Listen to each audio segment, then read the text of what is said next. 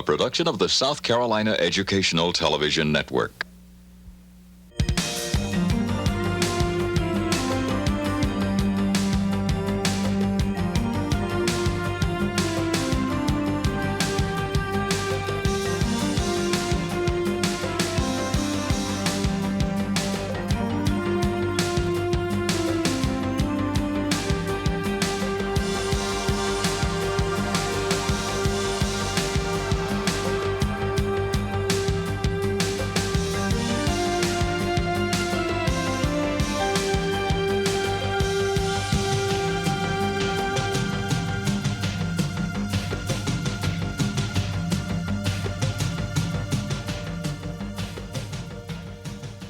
Hello from Conway, I'm Patty Just. We're on the banks of the Waccamaw River to talk with author Dr. Charles Joyner. As you look at some of the titles of the books we're going to be talking about, I'll tell you a little of his background. Dr. Joyner is Burroughs Distinguished Professor of Southern History and Culture at the University of South Carolina, Coastal Carolina College, also the director of the Waccamaw Center for Cultural and Historical Research.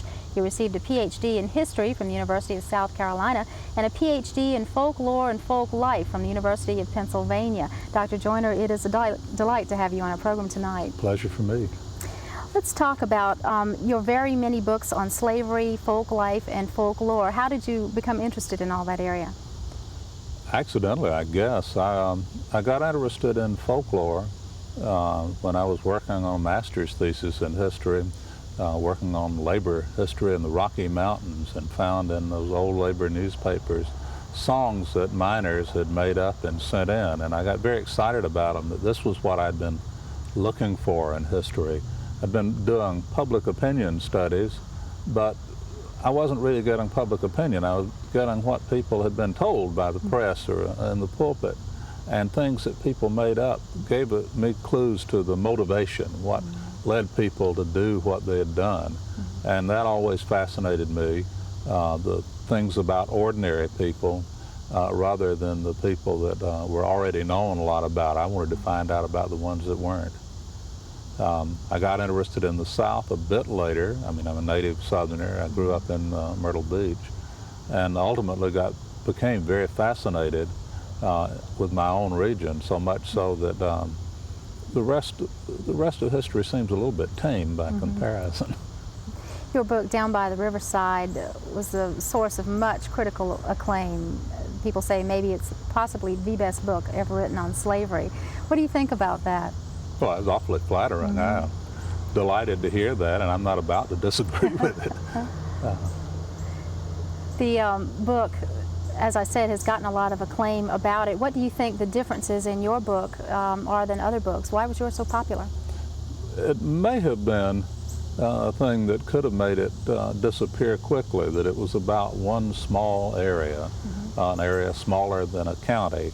The good part of that is that you can get to know the people there pretty well, and so there's a core, a fairly small core of the same characters that keep appearing and reappearing throughout the book, almost like characters in a novel, and it's possible to learn enough about them in this small area to characterize them so that they can appear to readers like characters in a novel.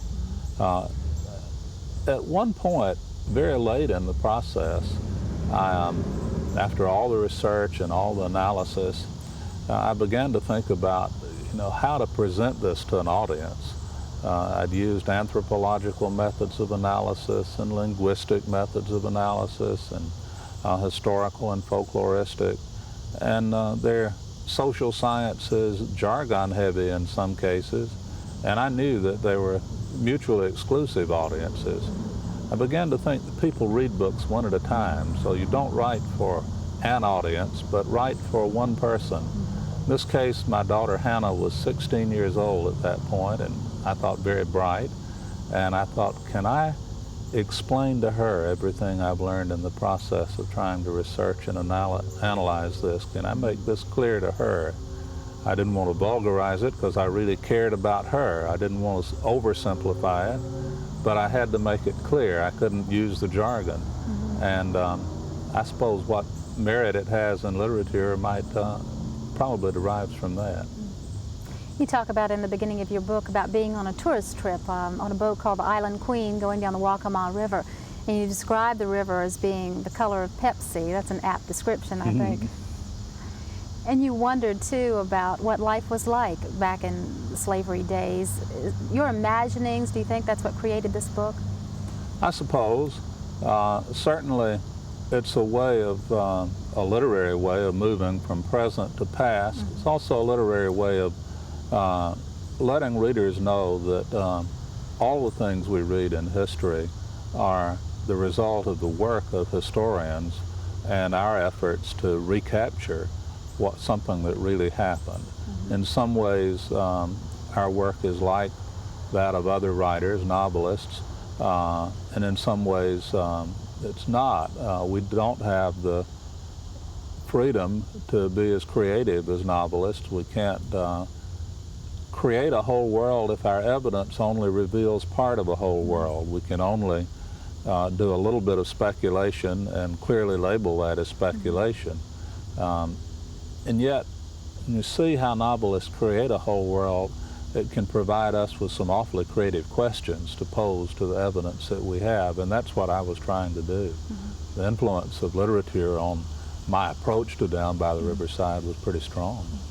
Could you describe the South Carolina slave community and what was going on at that time? Well, I'm not sure that I can describe the whole South Carolina slave community because it was different in the upcountry, but in the low country, in the rice-growing regions, slaves were chosen from particular parts of Africa because they had skill in growing rice. They knew how to grow rice, and nobody else did. The Englishmen who came here, the French Huguenots who came here, the Scotch-Irish who came here, none of them had any experience growing rice at all. If they were going to grow rice, they had to get people who knew how. It made a particular mix of Africans here, but it was a mix that didn't occur naturally in Africa from very far apart places with different linguistic traditions and different cultural traditions. So something very exciting went on here in which a new culture, a new language that we call Gullah now, was created, and a new culture that worked out very much the same way, that was mostly African in its origin. But it was not any particular place in Africa. It was what happened when those African cultures bumped against one another and had to communicate with one another. It was also influenced by the culture of the English and Scotch-Irish and French who were here too. Although in the case of Gullah culture, only about all those French, Scotch-Irish, and English only constituted about 10% of the population, and the rest were Africans. So the great bulk of that cultural mix were Africans. You call that a creolization? Yeah. Creolization, I was building on a model that linguists have used to explain how the Gullah language came about. Actually, most of the vocabulary is English. There's several thousand African words that survive in Gullah, but they're largely nouns. But the way it's put together to generate meaning is very African and not very much like English. So the proper grammar of Gullah is not English grammar at all. It's not just a mispronunciation of English words, but it's very much a whole linguistic system. And I think something like that happened with the rest of the culture too, that a lot of the same things were done in very different ways. I could give one quick example out of religion. The slaves, for the most part, adopted Christianity. There's some evidence of survivals of Islam here, a lot more evidence of survivals of Islam in Georgia, Gullah culture. And I don't know whether that means there was really less Islam or just less evidence surviving.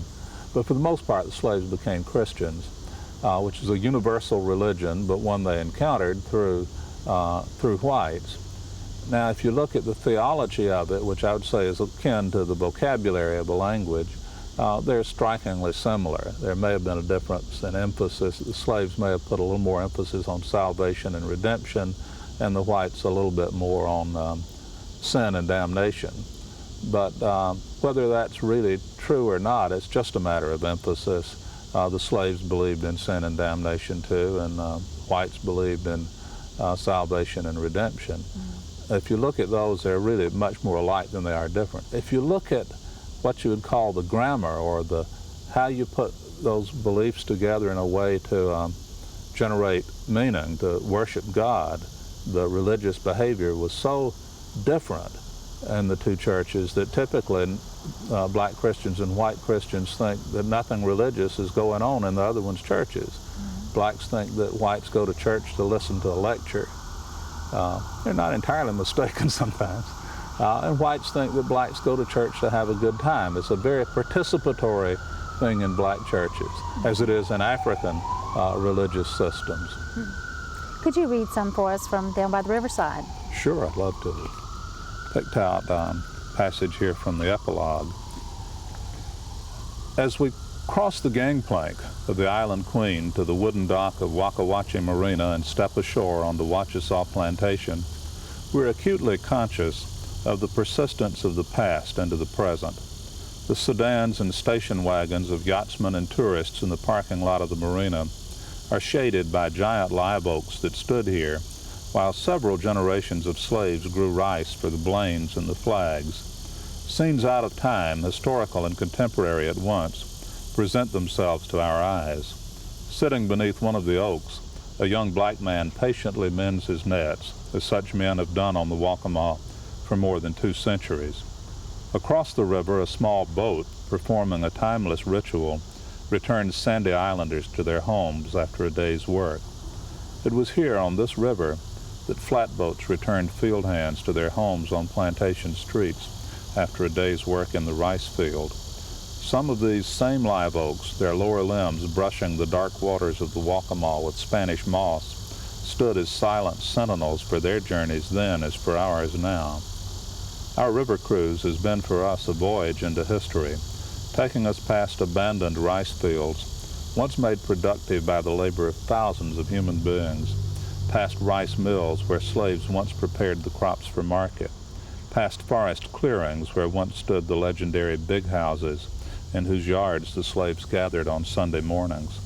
We're conscious that history really happened here to real men and women whose names we know, over whose graves we have stood in silent homage, and of whose burdens and achievements considerable evidence remains. From the letters, diaries, and memoirs of the plantation whites and their visitors, from census and probate records, and especially from the testimonies of the slaves themselves and of their descendants, we have discovered a real world of slave folk life, of courage and passion, valor and pity, violation and redemption, faith and fear, love and resentment. As we gaze beyond the broken trunks of the rice fields, now reclaimed by river and swamp, we can almost see the workers keeping pace with one another as they move across the fields. We can almost hear their singing as their hoes rise and fall on the beat. Here at the edge of the river, there is an eerie feeling that we can almost reach out and touch these people we've come to know over the years. We can almost see glimmering through the river mists All Saints Parish as it was in the era of slavery, where the talented carpenter Renty Tucker builds a chapel for his people, and Jimmy the preacher leads his flock in prayer, and little Sabe Rutledge listens in wide-eyed wonder to the fascinating tales of Bur Rabbit, and Prince the bookish coachman entertains the slave community with fiddle and banjo, and Ben O'Ree dodges the patrols to visit his first sweetheart, and Mary One threatens to drown herself rather than submit to a beating. It was here in All Saints Parish, and in hundreds of unremembered slave communities like All Saints Parish, that these men and women and thousands more played important, if unsung, roles in a momentous process of culture change. For out of pride and compassion, as well as anguish and injustice, out of African traditions as well as American circumstances, they created a new language, a new religion, indeed a new culture that not only allowed them to endure the collective tragedy of slavery, but to bequeath a notable and enduring heritage to generations to come. How were you left as a writer on this whole subject? It seems to me that everything was brought to life. The slaves, for many people, will now be real rather than just something in history books. Well, I hope so. That was what I was hoping to find out for myself, and pursuing the subject and hoping to communicate to others when I felt that I did understand them. I'd like to talk about some of the other books now that you've written. You're in the business of writing introductions, too. Yeah. Tell me how that is when you write an introduction for a book. Well, the task of an introduction is to try to introduce, usually it's an old book that's coming back into print, to try to introduce a book that was written for one kind of audience, to make its significance to a present-day audience clear, to try to put it in the time period in which it was written, to try to show why it received the kind of attention it did or didn't, and to try to make its relevance clear. But basically it's serving as a translator between one time period and another, and in that sense not really different from what historians do in any book.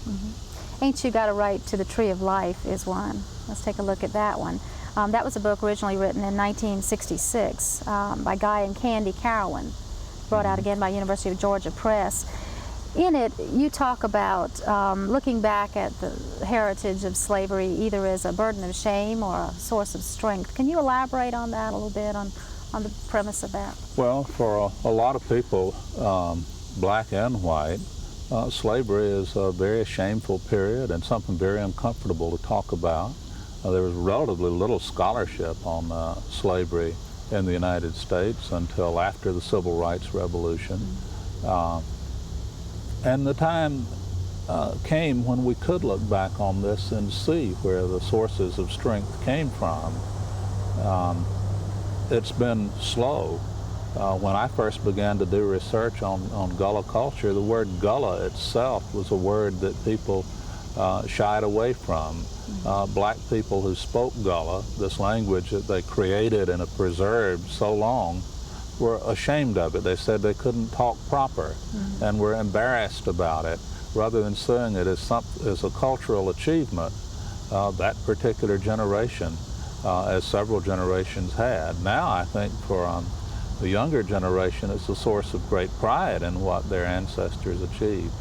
But for all of us, I think there are elements in our heritage that depend on our compassion and our ability to see things in the context of its own time, and can be elements of shame or pride depending on how we relate to it. Can you tell us a little bit about the authors and what they originally tried to do? It looked at the people of Johns Island, has a lot of photographs in it. Guy and Candy Carowin are old friends of mine. They came to Johns Island in the 60s to work in a civic education project, became a voter education project, and became a prototype for voter education projects around the South that were very crucial to the civil rights movement. They wrote this book about the people of the Sea Islands, where they lived several years on Johns Island. And after a long, it's published by a commercial press, and after a fairly short time, as commercial presses do, they remaindered it, and it was out of print for a long time. And then a few years ago, the University of Georgia Press decided to reprint it. But it's not just a reprint. It's about a third longer now, with a lot more information that Guy and Candy put in about the freedom schools themselves and that whole sequence of events. A lot more interviews that they updated, new pictures that add to the story. We see what's happened to some of the people on Johns Island since the 60s. And they asked me if I would write an introduction to it to try to introduce that to a new audience now in the 1980s and 90s.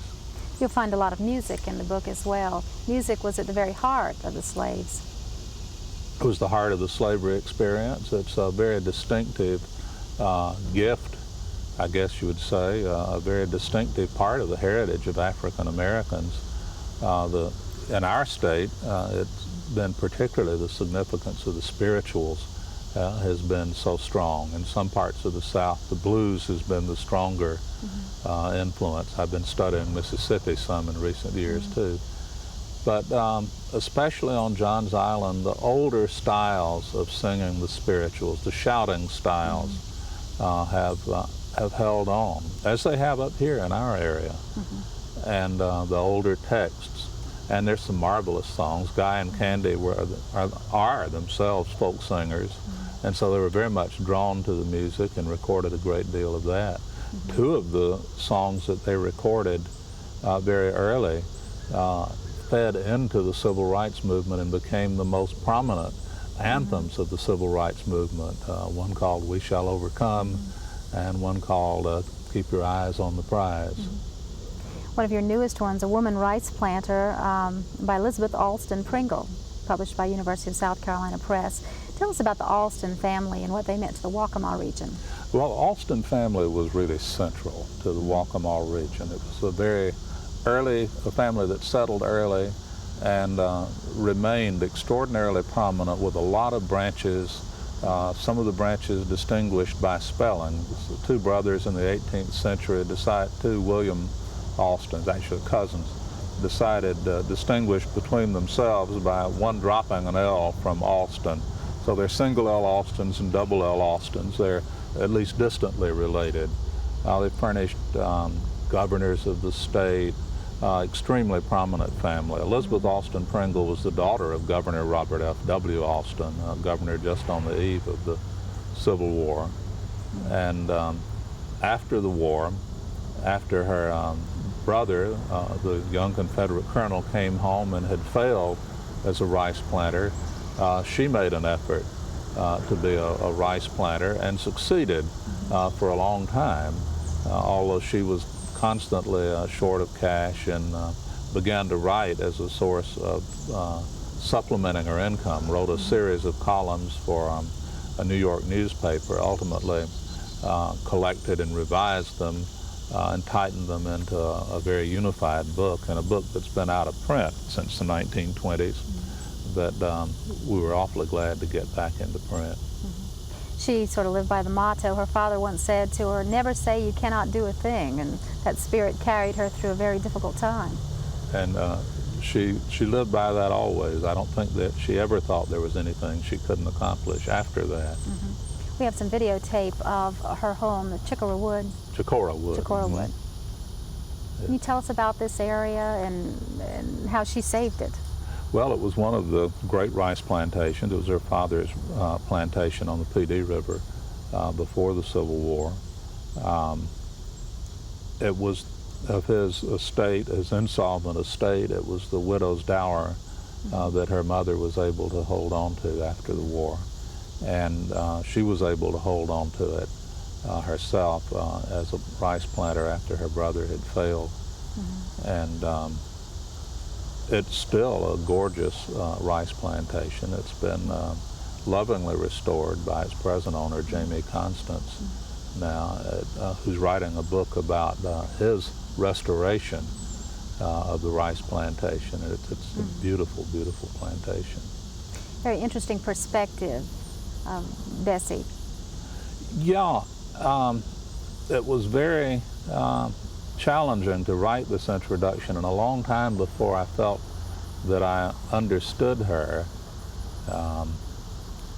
She was in some ways a feminist heroine, and in some ways not, and trying to articulate that very clearly. She left a great amount of data, 29 boxes of her correspondence, another book that I hope to see in print too, and I hope to see a biography of her someday. I think I'm probably not the one to write it, but I found her work fascinating, and ultimately, really, for a while I did not like this task of writing that introduction at all. Her handwriting was so hard to follow. I was so thankful when a friend donated a typewriter to her, and at least the last 2 or 3 years of her life I was able to read her letters in typescript, but ultimately it became a very, very rewarding experience to read and write about her. Another book you were a contributor on was Before Freedom Came, African American Life in the Antebellum South, and that was a book commissioned by the Museum of the Confederacy and the University Press of Virginia. Can you talk about this book? This has a lot of photographs as well, and you wrote about slavery in the South. I wrote about slave life on the plantations, the world of the plantation slaves. There were 6 of us who were consultants to Kim Rice, who was hired as the curator for this magnificent exhibit. It's the first major exhibit of slave life anywhere. The project originated, in fact, with the Board of Trustees of the Museum of the Confederacy, which may seem surprising to some people, but they were very serious about doing a very good job with it. And 6 of us, all of whom had written a good deal about slavery, an archaeologist, a folklorist, and 4 historians. And we were involved in every stage of it as consultants in the planning and implementation stage, as well as writing the catalog for the exhibit. So it's a beautiful picture book, as well as sort of a summary of where the studies of slavery are at this point, or the study of slavery in the American South. Well, what have you learned in conclusion from all of this as a writer about slavery? In terms of the material, there's so much material, and that many people have questions about. We don't know enough about certain areas. What can you say? I think I've learned that I thought everything was known about slavery when I was a graduate student, and now, after there's been an extraordinary outpouring of scholarship since then, and now I realize we're just at the beginning to understand something about the experience of slavery, the experience of the meeting of African and European cultures, and Native American cultures to some extent here in the New World. That there's a lot more to do. That the more we have done, the more clearly we can perceive how much there is to do. Are you, as a writer, going to pursue the topic? Probably. I'm interested in everything about the South, and my next projects are going to be in the 20th century South. Tom Johnson and I are collaborating now on a biography of James McBride Dabbs, a native of Maysville, who was a very significant writer in South Carolina in the mid-20th century. Someone, I've forgotten who it was, that said that Edgefield County had produced 6 or 7 governors, and the PD had produced James McBride Dabbs, and that more than matched it. Dr. Charles Joyner, thank you so much. Thank you for your work. Thank you for this program. It's a pleasure to be with you. From Conway, I'm Patty Just.